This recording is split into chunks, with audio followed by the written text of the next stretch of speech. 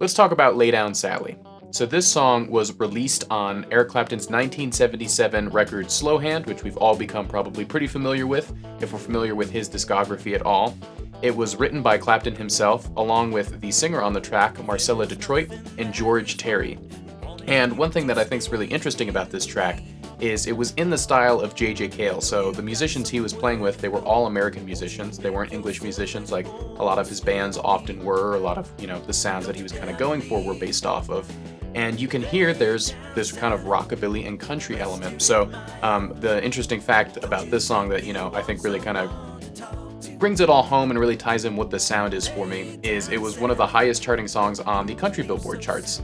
It's actually Eric Clapton's highest charting country song, which, again, we don't necessarily think of Eric Clapton as a country artist, but the sound he was going for was really, ingrained in that American Southern sound that we think of when we think of rockabilly, and again, in, that kind of J.J. Cale style.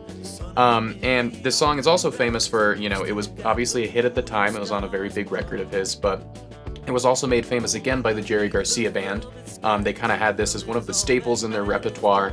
And so not only was it famous from Eric Clapton, but after Jerry Garcia Band covered it, the whole kind of Grateful Dead, family and everybody who's, in that sound, the kind of jam band scene and the greater Grateful Dead scene, this has become a really popular cover song, that is used as a vehicle of improvisation. And that's one of the things that we'll really be focusing on is the fact that, this was a vehicle of improvisation and anybody who's covered it or looked at it has always used it as such.